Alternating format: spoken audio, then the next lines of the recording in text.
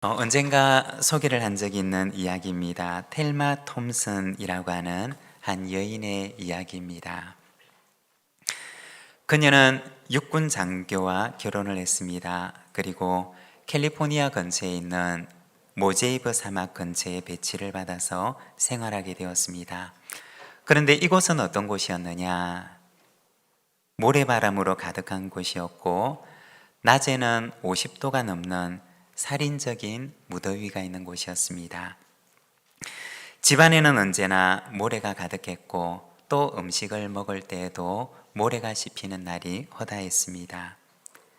그녀는 외롭고 쓸쓸할 때면 친정아버지에게 자신의 삶과 생활을 푸념을 하면서 편지를 적었습니다. 그런데 어느 날 친정아버지에게서 답장이 왔습니다. 그리고 그 친정아버지의 편지에는 이런 글이 적혀 있었습니다. 조그만 창문이 달린 감옥에 두 사람이 있었단다. 한 사람은 밤하늘에 반짝이는 별을 헤아리며 자신의 미래를 꿈꾸었고, 또 다른 한 사람은 감옥의 먼지와 바퀴들레들을 보면서 불평과 원망으로 하루하루를 살았단다. 이것이 그 편지에 적혀 있는 내용의 전부였습니다. 아버지의 편지를 받은 텔마 톰슨은 이 편지를 받고서는 한참 동안 곰곰이 생각을 합니다. 그리고 그때부터 그녀는 그녀의 마음과 태도를 바꾸기로 결정을 합니다. 그리고 자신의 삶 속에서 어떤 것이든지 간에 좋은 것을 찾아내기로 마음을 정합니다. 사막이 있었지만 그녀는 그때부터 이 사막에 관심을 가지기 시작했습니다. 사막에서 자라는 식물들에 대해서 공부를 하고, 또 아주 옛날에는 이 사막이 바다였다는 이야기를 듣고서는 사막을 다니면서 조개 껍질이라도 있을까 찾아보려고 했습니다. 모래바람으로 가득한 모제이브 사막도, 그리고 그녀를 둘러싸고 있는 그 살인적인 무더위와 환경들도 아무것도 달라진 것이 없었지만, 그러나 오직 달라진 것 하나가 있었다면 바로 그녀 자신이었던 것입니다. 그리고 훗날 그녀는 사막에서 살았던 자신의 경험을 토대로 해서 소설을 적습니다. 빛나는 성벽이라고 하는 소설의 출판 기념회를 하는 날, 그녀는 지난 날을 돌아보며 이렇게 고백을 합니다. 사막에서 제가 생활하는 동안에 언제나 저에게는 두 가지 소리가 들렸습니다. 한쪽에서는 너는 불행한 거야, 너는 외톨이야, 너는 희망이 없어, 이곳에는 아무도 친구가 없어 라는 그러한 부정적이고 불평과 불만으로 가득한 마귀의 소리가 들렸습니다. 그러나 또 다른 한쪽에서는 하나님의 음성이 들렸습니다. 너는 행복한 사람이야. 이곳으로 인도하시는 분은 하나님이시란다. 이곳에서 너의 새로운 꿈을 꾸어보렴. 저는 마귀의 소리에 귀를 막았습니다. 그리고 하나님의 소리에 귀를 기울였습니다. 그리고 그 하나님의 소리가 오늘 나에게 이와 같은 영광을 안겨다 주었습니다. 출판 기념회를 하는 날, 이 텔마 톰슨은 자신의 지난 날을 돌아보며 이렇게 고백을 했던 것입니다. 여러분, 우리가 살아가는 세상 속에서도 우리의 귓전에 두 가지의 소리가 들릴 수가 있습니다. 하나는 우리를 낙심케 하는 소리, 또 다른 한쪽에서는 우리에게 소망을 주는 소리. 여러분, 우리를 낙심케 하는 절망의 소리, 세상의 소리, 그리고 사탄의 소리에는 귀를 막고 우리에게 소망을 주시는 하나님의 음성에 귀를 기울이시기를 바랍니다. 그 하나님의 소리가 우리를 아름다운 영광의 자리에 서게 하시는 은혜를 허락해 주실 줄로 믿습니다. 오늘 우리가 읽은 이 사무엘서 3장 말씀에서는 암울했던 시대를 보여주고 있습니다. 1절의 말씀입니다.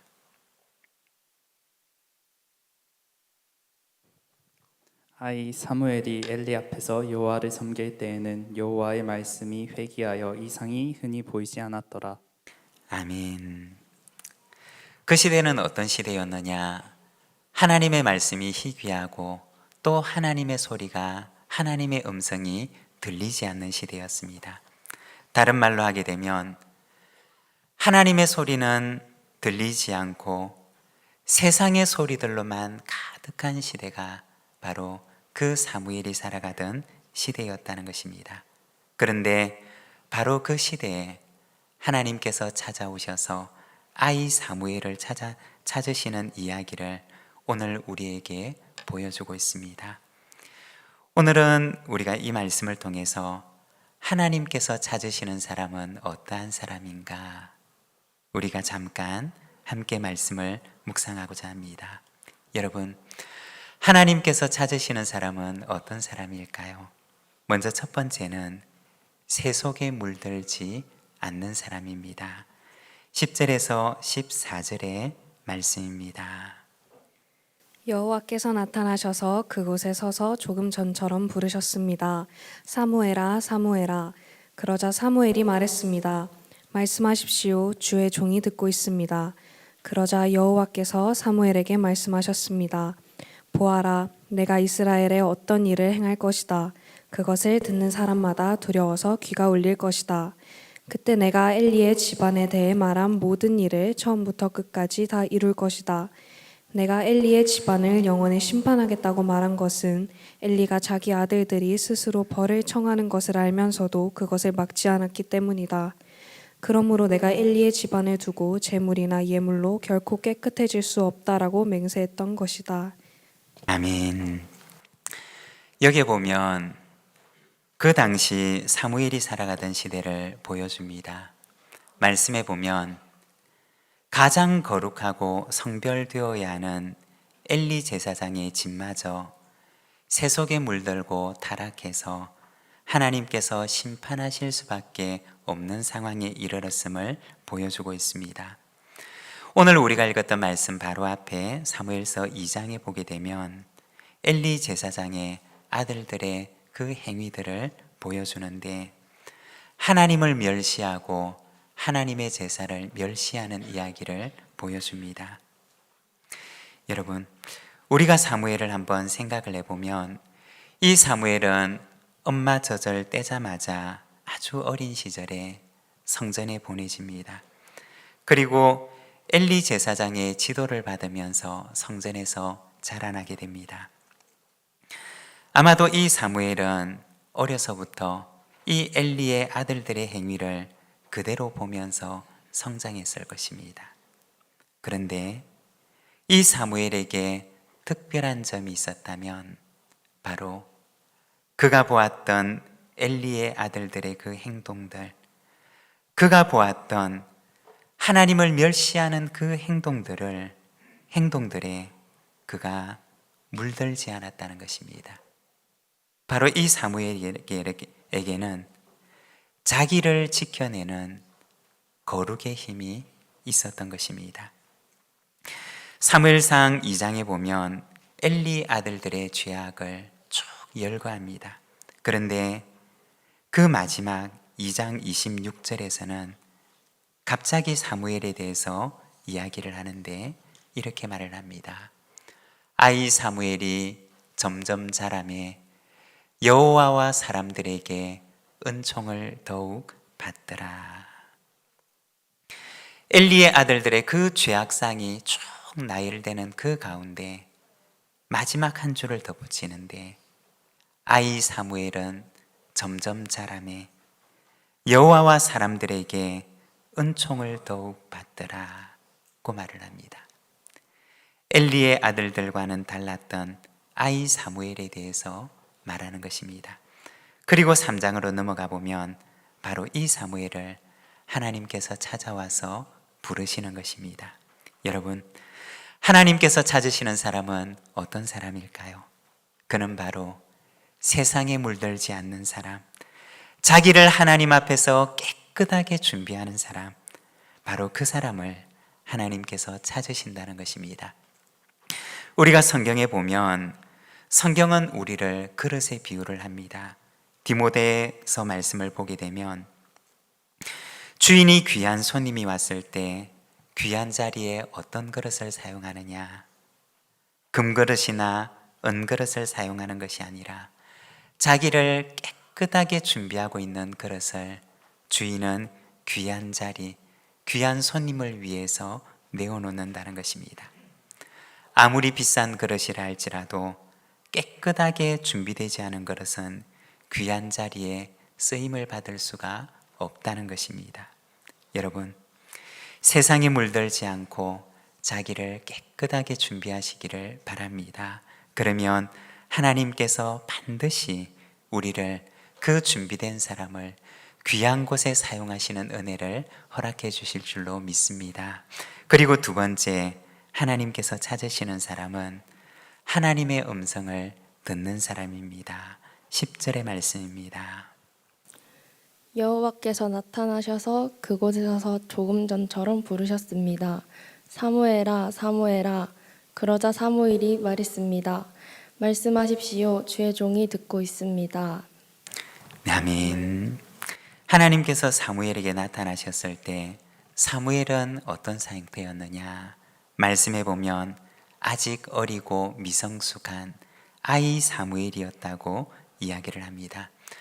그 당시에 보게 되면 경륜이 많은 제사장 엘리도 있었고, 제사장의 집안에서 태어나 자란 엘리의 아들들도 있었고, 또 뿐만 아니라 많은 제사장들이 있었지만, 그러나 하나님께서 찾으셨던 사람은 누구였느냐?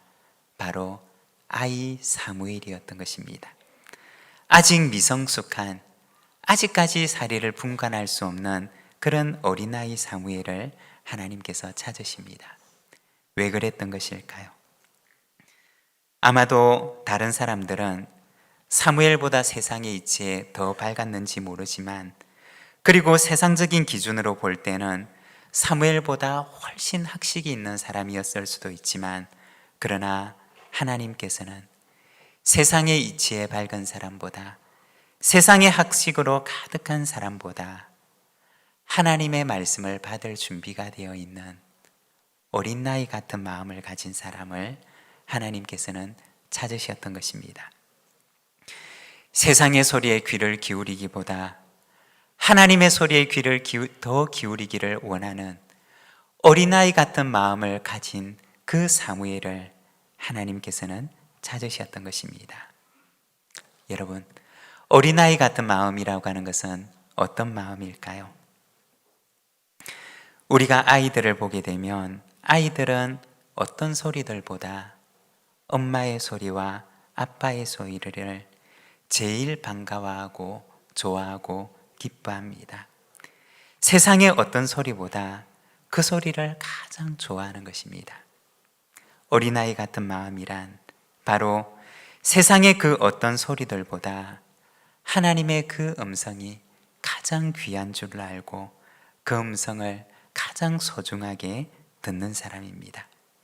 그리고 이러한 어린아이 같은 사람에게는 하나님께서 침묵하시지 않는다는 것입니다. 어린아이 같은 그 사람에게 하나님께서 찾아오셔서 그 음성을 좋아하고 그 음성을 귀히 여기고 그 음성을 자신의 마음속에 두는 그 사람에게 하나님께서 찾아오셔서 그에게 말씀하신다는 것입니다. 여러분, 저와 여러분에게도 이와 같은 어린아이와 같은 마음이 있기를 원합니다. 하나님의 음성을 가장 소중하게 여기고 내 안에 간직하며 그 말씀이 내 안에 열매가 되도록 소중히 간직하는 어린아이와 같은 마음이 저와 여러분에게 있기를 소망합니다. 어렸을 때 제가 참 좋아했던 찬양 중에 예수께로 가면이라고 하는 찬양이 있습니다. 우리가 커서는 잘 부르지 못했던 찬양인데, 예수께로 가면, 우리 혹시 아는 분이 계시면 우리 같이 한번 우리에게도 어린아이 같은 마음을 주십시오 라는 우리 마음을 가지고 우리 같이 한번 불러보겠습니다. 예수께로 가면 나는 기뻐요. 걱정 근심 없고 정말 즐거워. 예수께로 가면 나는 기뻐요. 나와 같은 아이 부르셨어요. 예수께로 가면 맞아주시고 나를 사랑하사 용서하셔요.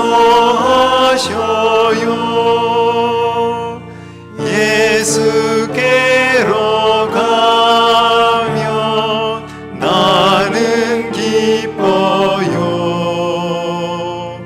나와 같은 아이 부르셨어요.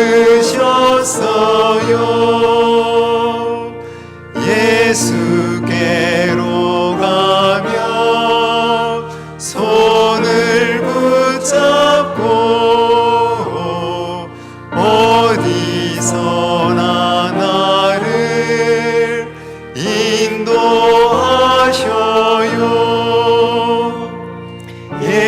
예수께로 가면 나는 기뻐요. 나와 같은 아이 부르셨어요.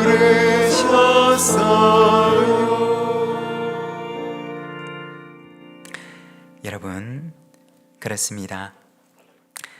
오늘도 주님께서는 우리를 기다리십니다. 하나님의 음성을 제일 좋아하고 하나님의 말씀에 최고의 가치를 둔 이에게 하나님께서는 어떻게 하실까요? 하나님께서도 그를 귀히 여기시고 그를 가까이 하십니다. 우리 시간 함께 기도하기를 원하는데, 세상에 물들지 않고 하나님께 쓰임을 받는 사무엘처럼 깨끗한 그릇이 되게 하옵소서. 그리고 어린아이처럼 세상의 소리보다 하나님의 음성을 더욱 귀히 듣는 자가 되게 하시고, 세상의 그 어떤 가치보다 하나님을 최고의 가치로 두며 살아가게 하옵소서. 우리 자신을 위해서 기도하고 또 이 자리에 오늘 예배에 참석한 우리 다음 세대를 위하여서 우리 같이 한번 하나님 앞에 기도하며 나아가겠습니다. 기도하겠습니다.